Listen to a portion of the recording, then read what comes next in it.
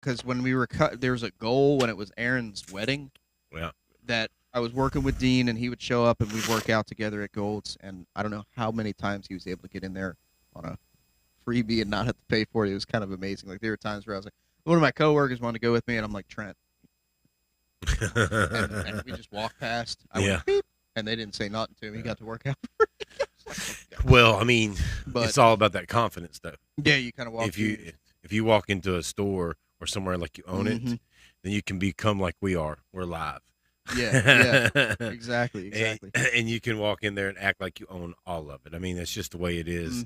And no one's gonna. But if you come in, you're like looking around. You feel like, who's watching me? Who's all that. Watching me and all that. Yeah. Then it's like, all right, you're up to something there, bud. So, but yeah, I mean, that's when we had that goal in mind with Aaron's wedding, to be able to, one, for me to fit in my uniform comfortably was the biggest thing, and two, to lose the weight, have some sort of cut and a change. And I did drop from like 160 where I don't think I was even 160, but I got down to like 150.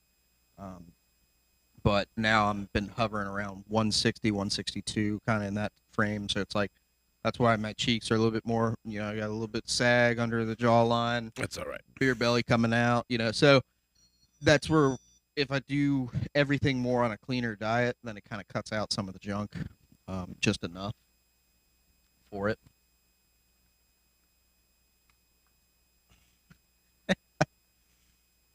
Hold on just a second, guys. All right, there you go, Bubba. All right.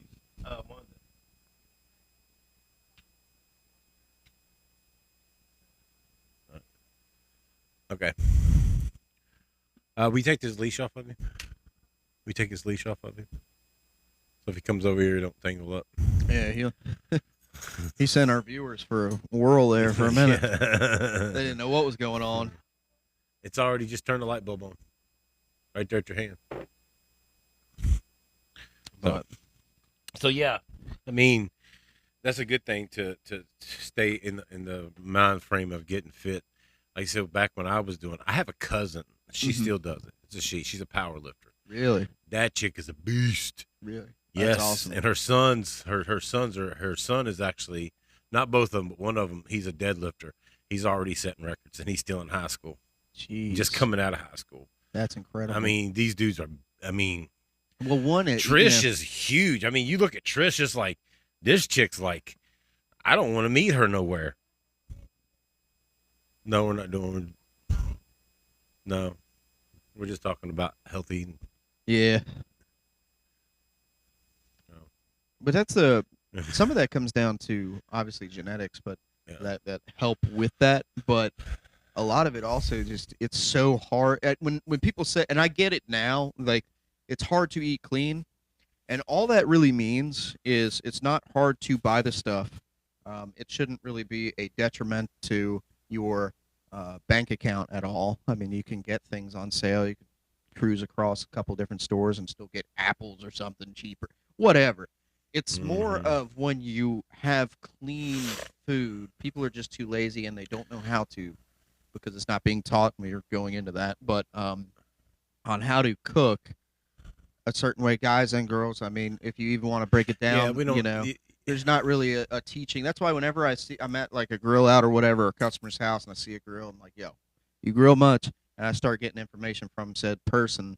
But that's not being taught, as well as it's just as simpler for me to run and get something and then show up instead of working all freaking day and then trying to figure out, all right, how am I going to cook this chicken? Am I going to cook it right? Is it going to be just as good as the last? But that's why we have to have that nuclear family that's being destroyed, because everybody played a part. From the kids to the mom to the dad, everybody played a part. Yeah. It was no one greater than the other. Of course, yeah. I mean, of course, you had the authority figures said it. Mom and dad were this authority over the kids. Yeah. But the kids, what the kids do, they had to come and work. They had to learn how to do the things so they can pass it to the generations that are coming. We don't have that anymore. No. We live in Roanoke City, Lord Botetourt, Roanoke County. We have a cabin up in the mountains. Yeah. Even then, even though I may know how to fertilize the ground, make it grow, and things like that, it doesn't mean the next person. Yeah. And as much as we want to teach people, as much as you and I have talked about teaching people these things, it seems as if it's so hard for people to grasp that you need it.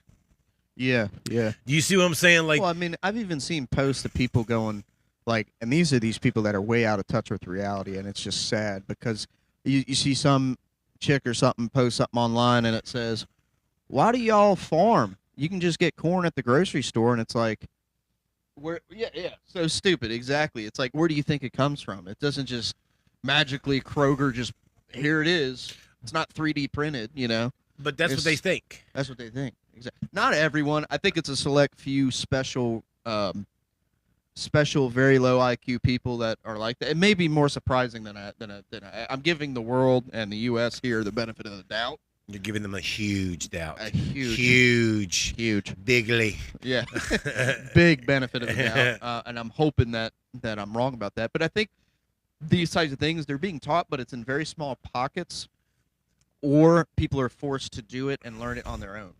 So, something that we had talked about a couple weeks ago, I think, something about that whole teaching and people wanting to learn about it. Yeah. I think that they, because they don't see a need for it, it's hard for people to grasp onto it. Mm-hmm.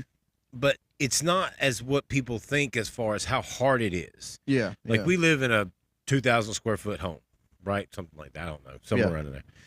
We don't even have to grow outside. We could grow indoors and have our own food here inside this house. Yeah.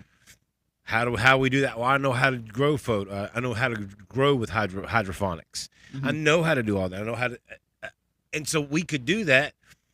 But to have somebody to understand the need for that, mm-hmm. that's where we come down to. What is that need? Well, the need is so you can have food for your families, because back in the Depression, guess who never felt the Depression? People that knew how to take care people of in the countries, people that was in the country already living a lifestyle. It was the people that was in the cities that was lined up for the bread lines. Yeah. It was those people that never took. It's the same situation. Yep. Yeah, because a farmer, they labor for themselves. You know, they're doing their own. They taught thing, generations of how to farm, how to can, how to snap peas, how to do all of that. And I can't. That's something that how to can. Once a house becomes available, I want to try and do this in a way that, if it doesn't have a garage, be able to take a loan and build one like that moment, if I can, Lord willing. But then beside that garage, I'm tilling out a whole area, buddy. Mm-hmm. You daggum right. I'm gonna cut out a whole area, and we're gonna start planting. So guess what I'm gonna be doing tomorrow? You going up there? Yep, planting? I got our we've already done the crop for the year. Okay. So we're now getting ready for the next year. So what you do on the next year, mm-hmm. you got to till it. You got to till it up and get ready for the next year. So all the nutrients and stuff that breaks up, because you got the fall, you got your fall, and you got your winter. It's all frozen ground and stuff mm-hmm. like that. I've heard some people take like these leaves that are falling on the ground and till that up with it to give it nutrients. Is that actual? Yes, that's a very good. Okay. If you could, I mean,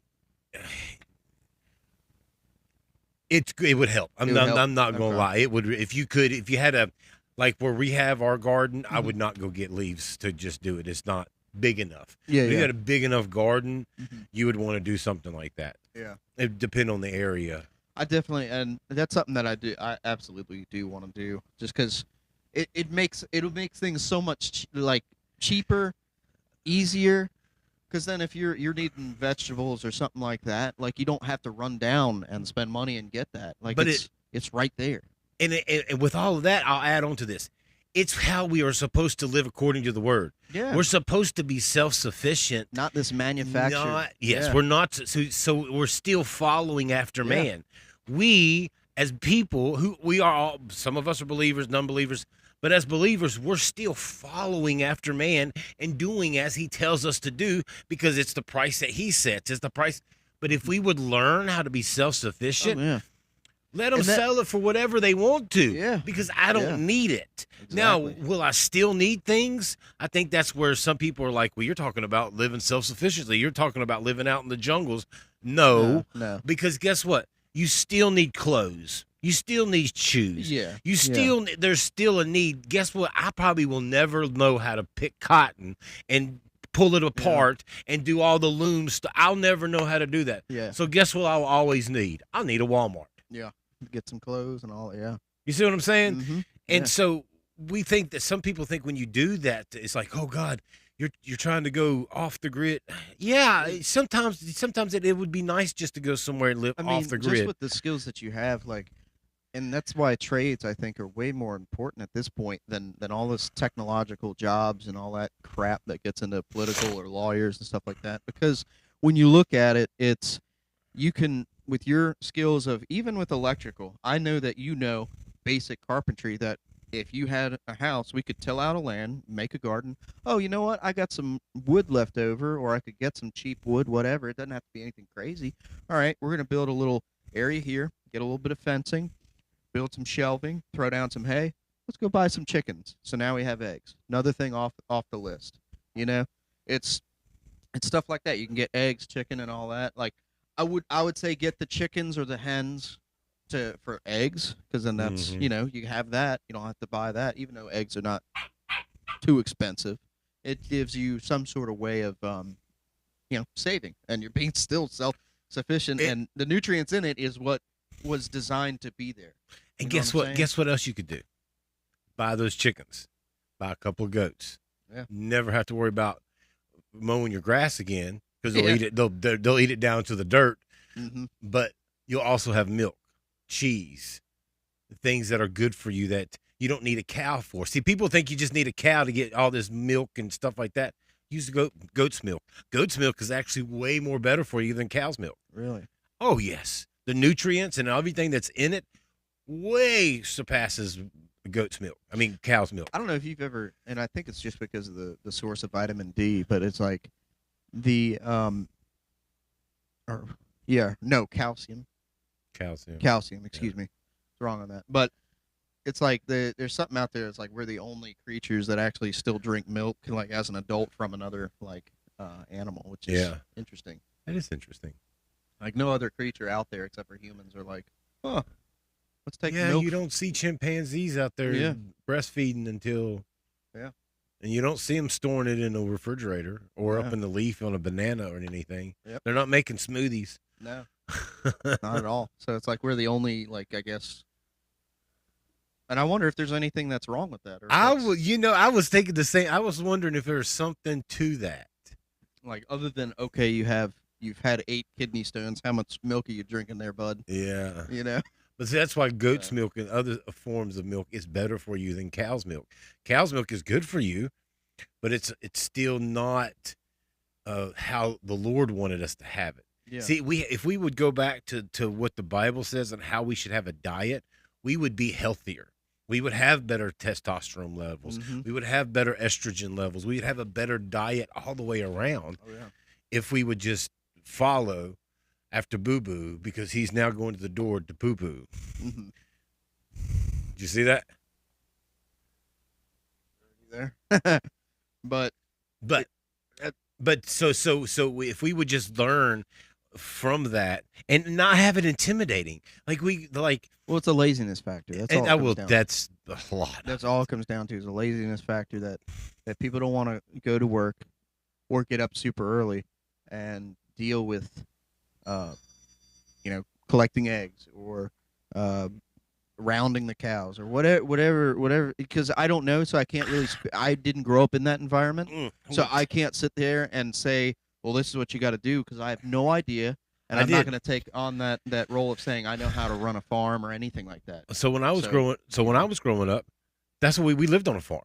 We milked our own cows. We raised our own chickens. We had our own eggs. We had chicken choppings, is what we used to call them. Cut the heads off, boil the feathers, pluck them off, fry some chicken. I mean, we had that. But also, my uncle also had a big farm that he would make. That was his, but it was dairy, right? And that dude, I'm going to tell anybody who hates on farmers and don't think they have a lot of money, my uncle, he always had the latest technology. He had a satellite way before I even knew what a satellite was. I'd go to his house and be with my cousins and be like, wow, you get all these channels? I get like 4, you know? Yeah. They would make bank, but I wanted to be a farmer when I was younger, you Yeah. know. I wonder with the I guess that's all government grants, but it's like then how do you think the farmers afford to have these multi-$100,000 million equipment? I'm And I gonna don't know if that's I'm gonna state t- and government I'm grants. gonna tell you how that happens, right? Hmm. It's with this story, right? Okay. My uncle, he would go out and like I say, load it all the time. You'd never know it because he's a farmer. Yeah. I thought it was the best freaking work that you could ever do. Hmm. He'd get up real early in the morning and go milk all the cows, Okay. right? Yep. And he'd feed them. And then he'd go out in the afternoon and he would feed them, right? And then he would go out in the evening time and milk them again. And that was it. I mean, there was intense work in doing that because you got to get the cows to the chutes. You got to hook the udders up. And I mean, there's work involved. Yeah. Yeah. But that was all. And he always had money. Here's why I keep saying that. Because under the agriculture that what is it? The U.S. government agriculture, Bureau of Agriculture, I think is what it's called. Hmm. All farmers will always make what their crop or property is going to get every single year. That's why here in the past few years, you've seen where the government is paying people just to kill their crops. Now that's nefarious right there, but so stupid. right, but so that's what would happen. Let's say that you were a corn farmer, Hmm. right? The government would pay you up front for the whole year of what you think that you was going to project to get. So let's say you had 3 acres of corn. They're going to give you top dollar for 3 acres of corn, right? Hmm. But you got to make sure you bring in 3 acres of corn to them or a loss or something like that. It's crazy if you actually just did what the little bit of research that you can find online just to how to become a farmer and the benefits of being a farmer. Like I said, for me, I know all this stuff. I'm glad I know all this stuff because when our country goes downtown to the tubes, I know that I need a goat, I need a billy goat, and I need another a female goat. Actually, I need 2 female goats and 1 billy goat. And then I need chickens, and that's it. And we can hunt the rest. We hunt the rest. And we got a garden. Yep. We hunt the rest. What else do you need?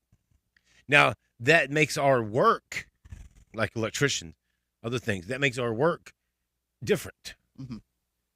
And that's okay. Like that's a good thing. That's why we need to have these skills still being taught. We still need to have the rite of passage to say, let's go out here and kill a deer, cut its neck, and you're going to drink its blood. Now I know for some of you viewers, y'all going to be like, oh, my God, that's crazy. No, it's not. That was a rite of passage back in the day. Yeah, yeah. And there's nothing wrong with drinking deer's blood. Nothing.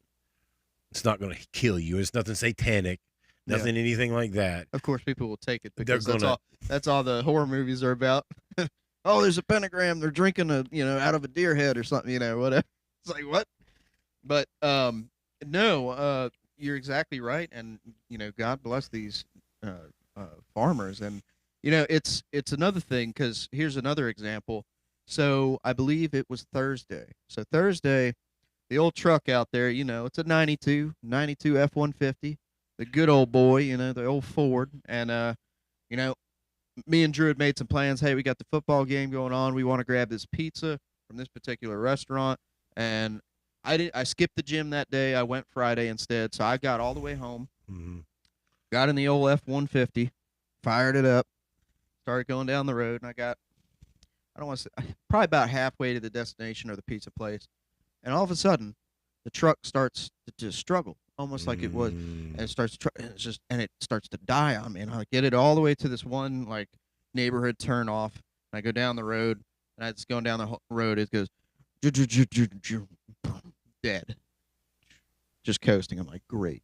So I get it in a safe position offside between 2 houses, so it's kind of not awkward for the people that live there. And I'm turning it up. And there's going to be 2 things that come from this discussion, people. So pay attention because there's 2 things that are important to this. Get off to the side of the road, turn it over. I tried it like 2, 3, 4, 5 times, and it was reacting as if it was. And this is just a little background from mechanics that I know. It was reacting as if it was some sort of fuel issue. So, fuel, air, and spark. That's all an engine needs. Dude, So, get out of my head. what? Get the flip out of my head. Is that what you were thinking? No, well, yes, but I was going to ask you, do you know the 3 things? Because you have a blessed vehicle right there. Don't let anybody tell you any different. Oh, yeah. Because there's only 3 things that's really going to be wrong with that car. Fuel, air, and spark. Yep. That's it. That's it. If you can figure that out, you're good to go. Now, on a car, you got to have a master's degree, an engineering degree, an architectural degree, and then maybe it might be the air, and then maybe well, there's some it's electronics. That's for the what I'm saying. And that goes into fuel efficiency and all government regulations on air quality control, what's coming out the tailpipe. So there's a lot of that stuff going on, but.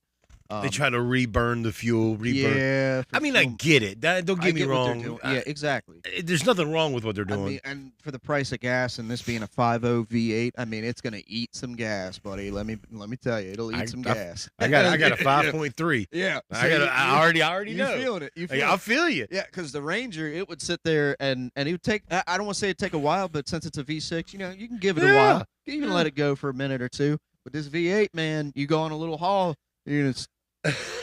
See that gas gauge? And look, like, oh hell! So, I get excited with mine. Like when I fill it up, I like to gun it just to get a little, just because that 5.3. Oh yeah, and hearing that rumble, I'll get into it. Just when I fill it up to the full, because you'll see that as soon as you stomp on that, you'll see that gauge going. It's automatic. Yeah, it's like. But yeah, I got it parked off to the side between 2 homes. That way it was kind of not awkward for those people. I'm trying. Okay, whatever. So 2 things are coming out of this. So number 1, having some sort of trade skill. And sadly, I'll get to the final end result it was the MAP sensor. So it was a manifold absolute pressure sensor. $16 part I already had in my Amazon cart. Never purchased it. Had to go to Advance, pay $55 for it.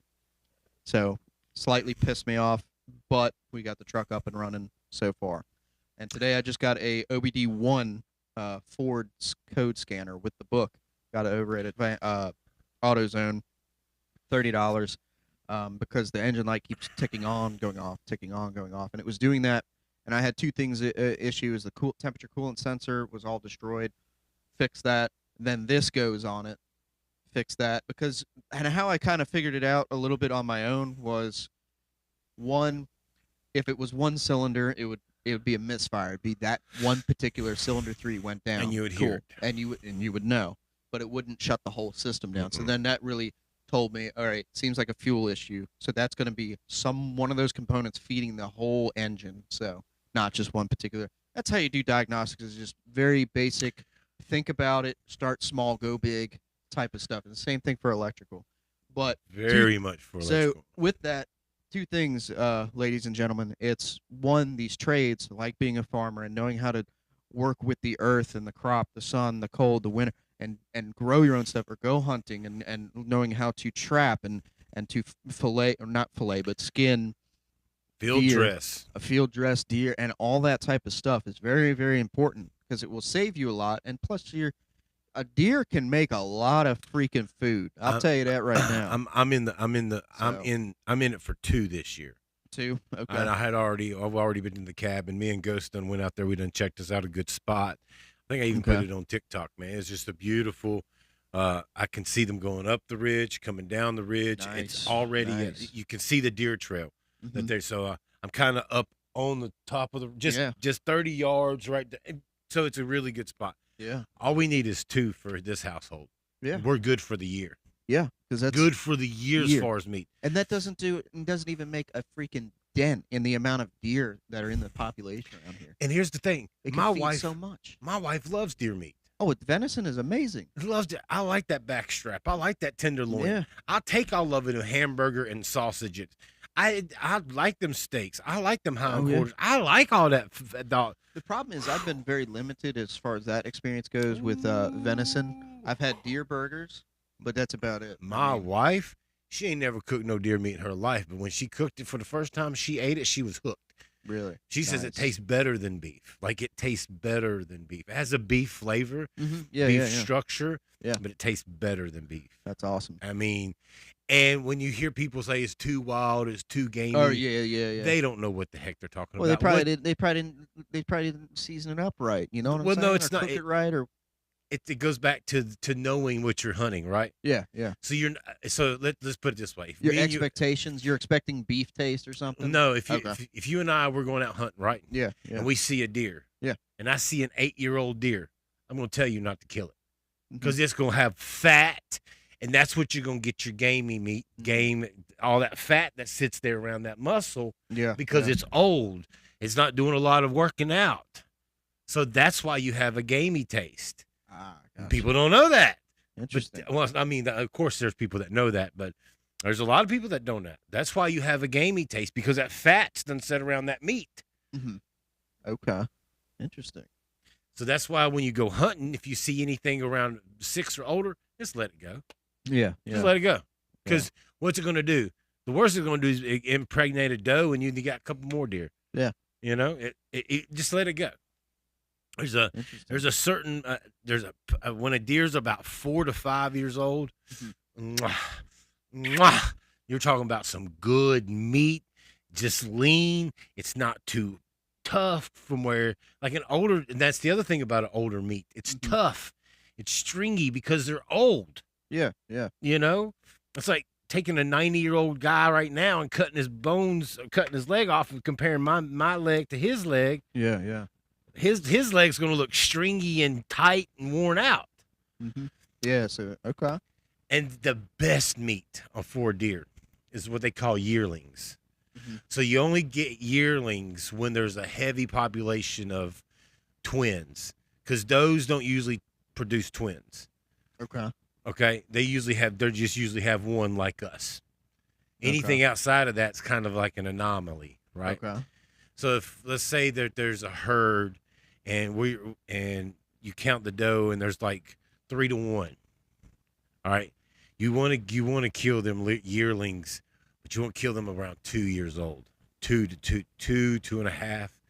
That meat is it's better meat than I've ever eaten before in my life.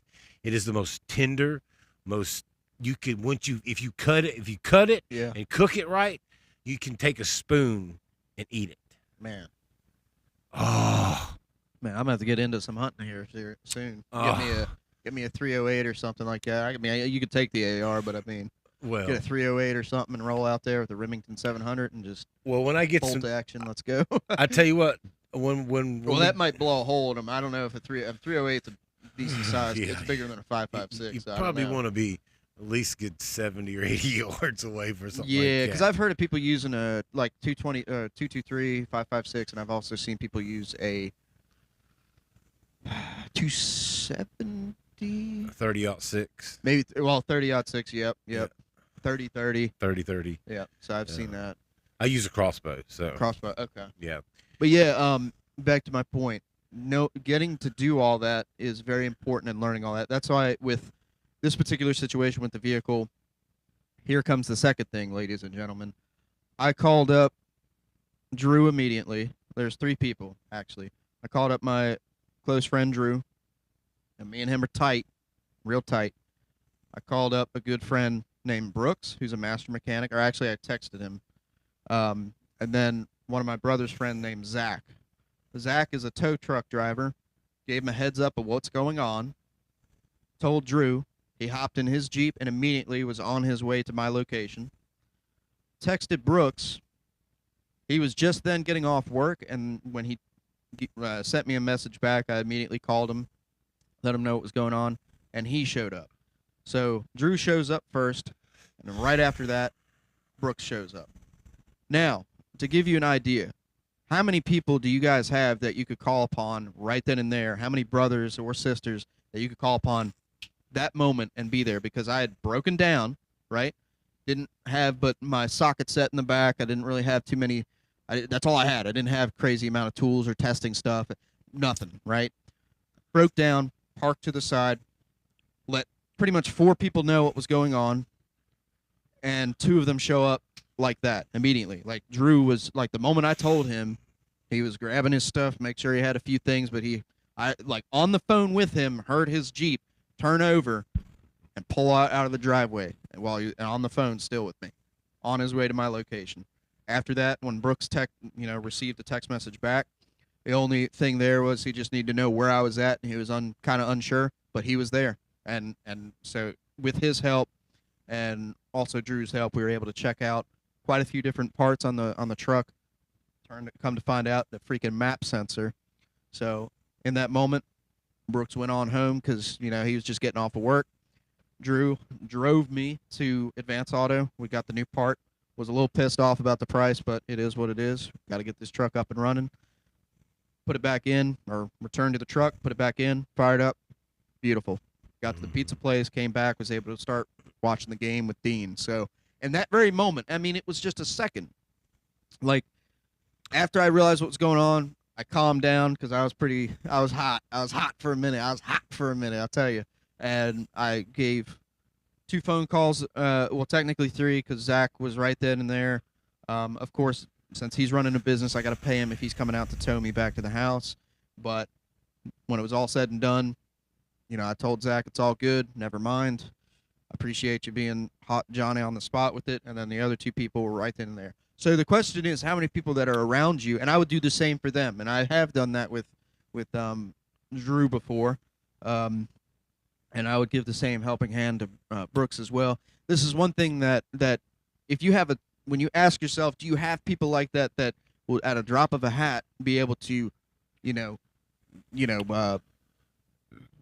shotgun it to you and be able to help you out in that moment. So, one, having those close people, brothers and sisters, but also not being selfish with it. And I try not to be. Unless it's a really bad situation where I really can't get to you because I'm in West Virginia or something like that, which when am I ever in West Virginia? But if I'm hours away, how realistic is it? Can I get to you in this amount of time? Mm-hmm.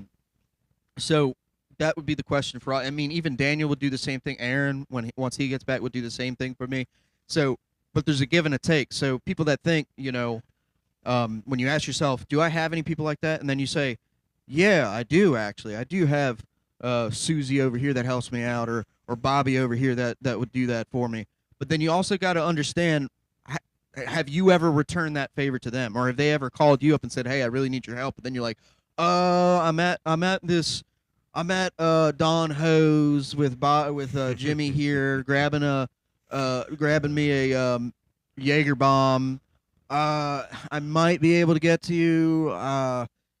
Then you're just a prick. Like, that's like, you're just a prick of a friend. Like, you there's got to be 50-50 for people that have these lifelong friends, because I've seen it, people.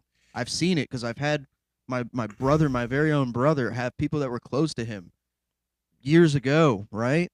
And just because of dumb situations, it blows up, or they just I don't understand it. I've seen people in my life, and I don't understand how you can't retain friends. Like, yes, there's a give and a take.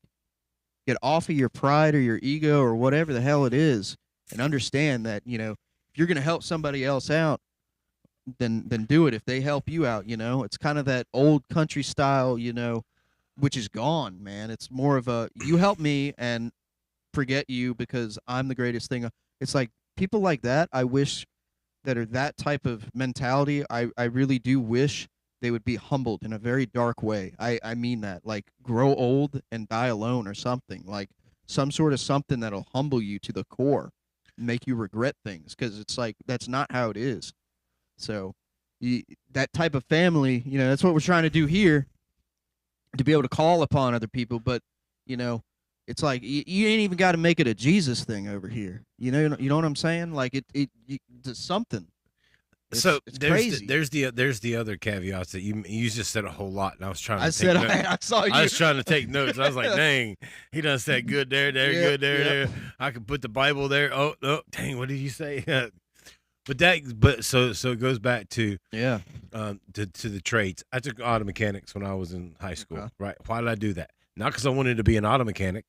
I just wanted to have the basic knowledge. Yeah, some curiosity. So I just wanted to have some basic knowledge. So when I rolled into an auto mechanic shop, they're not going to tell me that I need a doppelganger for my cranker danger and charge me $7,000. Yeah. Yeah.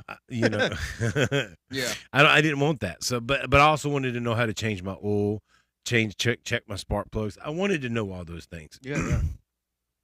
But we don't have the young men that have a desire to do it unless you put money wrapped around it. It's the money thing, and it's the fathers. It really is the fathers. It does. We've said that before. I mean, like I've said it many times before that it's the generation before us that let us down by submitting to their wives and not wanting to punish us and teach us how we needed to be.